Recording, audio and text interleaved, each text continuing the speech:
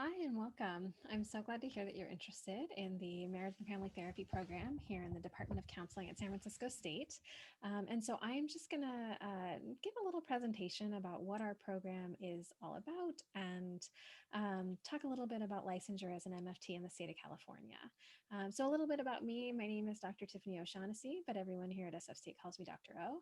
I personally am a licensed psychologist in private practice and also a full-time associate professor and the MFT program coordinator here at San Francisco State.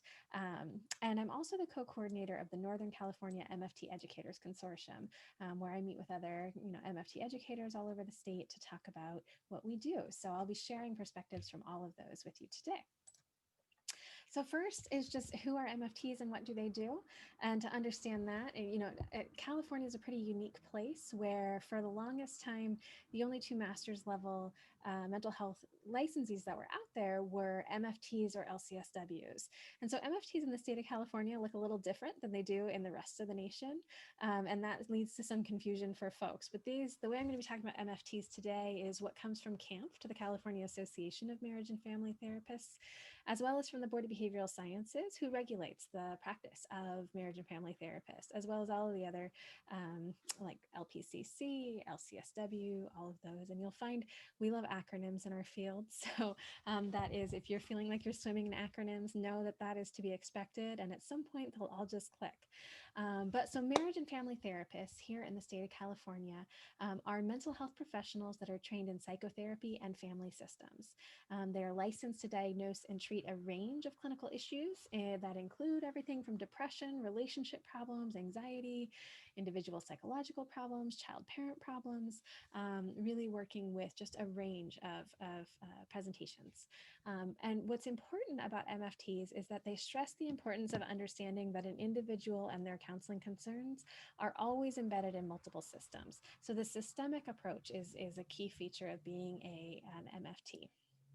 So, as we said, MFTs provide, you're going to see the word variety a lot here, a wide variety of psychotherapeutic services in a wide variety of settings to a variety of clienteles across a variety of developmental ages, stages, and groups. This is to say MFTs are sort of everywhere. They work with infants all the way up to elders, and they work around just about any sort of presentation you can think of. Coming from our program, you'll be trained as a generalist, and you'll be using a familial systemic approach in assessment, treatment planning, intervention processes, prevention, and advocacy. And so MFTs work with individuals, couples, or groups, and they really think about looking at the ways that interpersonal relationships are examined for the purpose of achieving more adequate, satisfying, and productive marriage and family adjustments. So really thinking about how is whatever it is you're doing with the person or the group or the couple or the family that you're working with, how is all of that helping to support the adjustment of the full family, however that's defined for the folks that are part of it. So, yes, importantly, MFTs are licensed as psychotherapists in California, which is just gets important when you're looking at what the laws say about confidentiality in psychotherapy.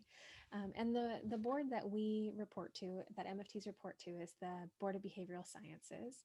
And they say in the law that the application of marriage and family therapy principles and methods includes, but is not limited to, the use of applied psychotherapeutic techniques to enable individuals to mature and grow within marriage and the family, and the provision of explanations and interpretations of the psychosexual and psychosocial aspects of relationships.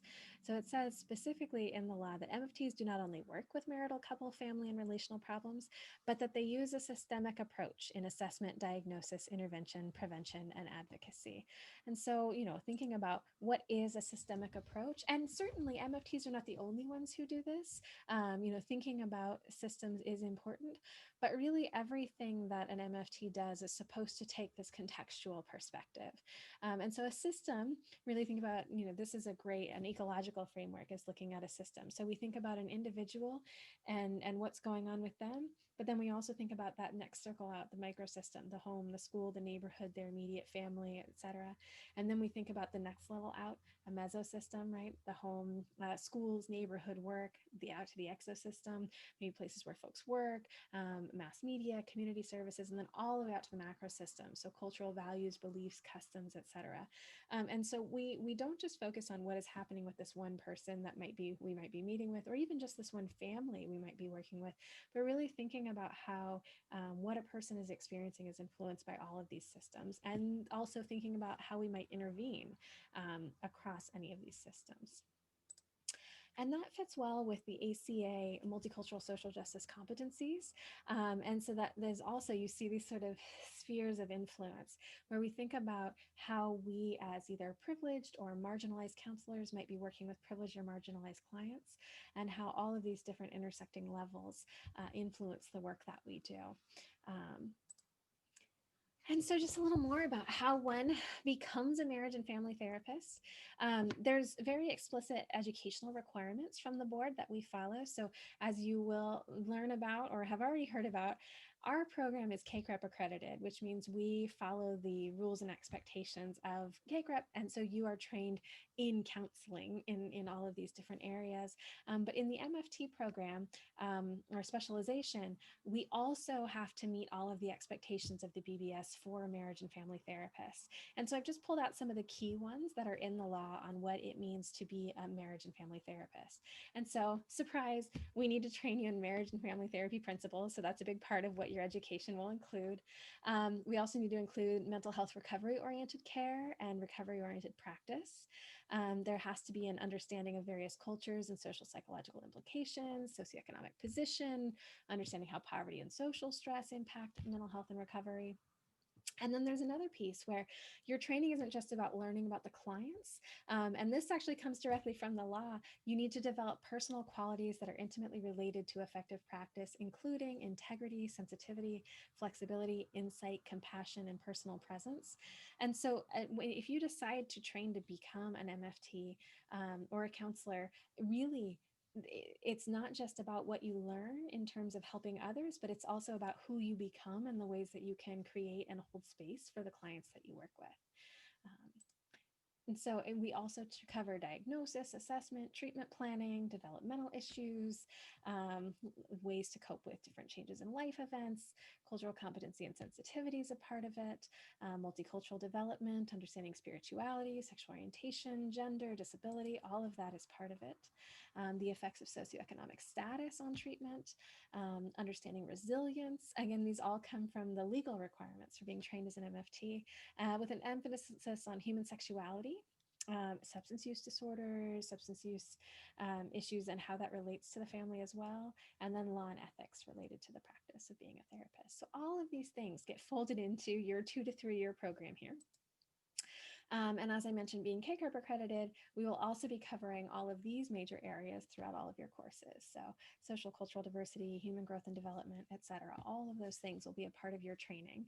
And then, so in our program, we've got 6 specializations, and there's a lot of courses that everyone takes in the counseling program. There's some ones that in the MFT program you specifically take, so only MFT students are taking these ones for the most part, and that is, there's 2 specific classes on couples and family therapy. So you'll do 1 and 2, and that's really getting into treatment of couples and families. As child treatment, so working explicitly with children, that's another class that you'll be taking. That's part of the requirements to meet the educational standards for MFTs. And then sexuality counseling and consultation, so learning specifically about sex therapy. And then additionally, you'll be in 2 sections, MFT sections of internship classes. So you'll do 2 years of practicum placements. And just a little more about that here, right? There's a minimum of 100 clock hours for practicum and 600 clock hours for internship. What's a little different if you are an MFT is that there's very specific rules from the BBS about what sort of internship sites are approved for you.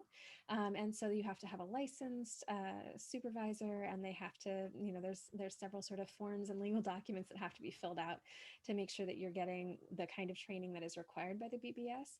Because what's unique about an MFT is that up to 1,200 of your hours that you gain in school can count towards your license after you graduate.